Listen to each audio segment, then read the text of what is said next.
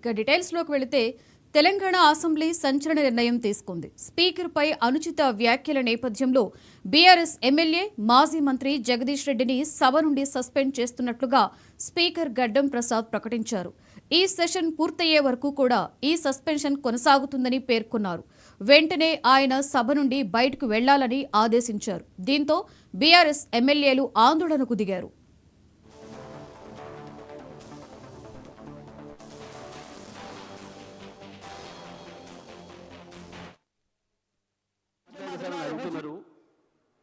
నాకు అవకాశం వస్తే మాట్లాడతా అని చెప్పినా ఇక్కడ మన స్పీకర్ గారు ఇస్తే కదా మాట్లాడాల్సింది మేమని.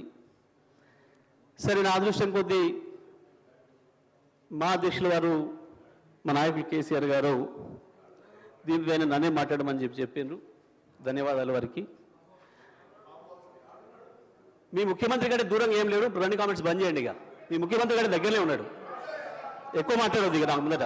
నీళ్ళ గురించి కొట్లాడండి సార్, జర అసెంబ్లీలో మాట్లాడండి సార్ అని అడుగుతున్నారు. నాకు అవకాశం వస్తే మాట్లాడతా అని చెప్పినా ఇక్కడ మన స్పీకర్ గారు ఇస్తే కదా మాట్లాడాల్సింది మేమని. సరే, నా అదృష్టం కొద్దీ మా అధ్యక్షుల వారు మా నాయకులు కేసీఆర్ గారు దీనిపైన నన్నే మాట్లాడమని చెప్పిండ్రు. ధన్యవాదాలు వారికి. మీ ముఖ్యమంత్రి గారి దూరంగా ఏం లేడు. రెండు కామెంట్స్ బంద్ చేయండి. ఇక మీ ముఖ్యమంత్రి గారి దగ్గరనే ఉన్నాడు. ఎక్కువ మాట్లాడదు ఇక నాకు ముందట. నీళ్ళ గురించి కొట్లాడండి సార్, జర అసెంబ్లీలో మాట్లాడండి సార్ అని అడుగుతున్నారు. నాకు అవకాశం వస్తే మాట్లాడతా అని చెప్పినా ఇక్కడ మన స్పీకర్ గారు ఇస్తే కదా మాట్లాడాల్సింది మేమని. సరే, నా అదృష్టం కొద్దీ మా అధ్యక్షుల వారు మా నాయకులు కేసీఆర్ గారు దీనిపైన నన్నే మాట్లాడమని చెప్పిండ్రు. ధన్యవాదాలు వారికి. మీ ముఖ్యమంత్రి గారి దూరంగా సార్ చెప్పండి. అసహనానికి గురి కాకండి. మేమా? మీరే రాష్ట్రపతిని చూస్తున్నారు. రాష్ట్రపతిని చూస్తున్నారు అధ్యక్ష. రాష్ట్రపతిని చూస్తున్నారు. అధ్యక్ష అధ్యక్ష రాష్ట్రపతి అందరూ చూస్తున్నారు. జగదీశ్వర్ రెడ్డి గారు ప్లీజ్.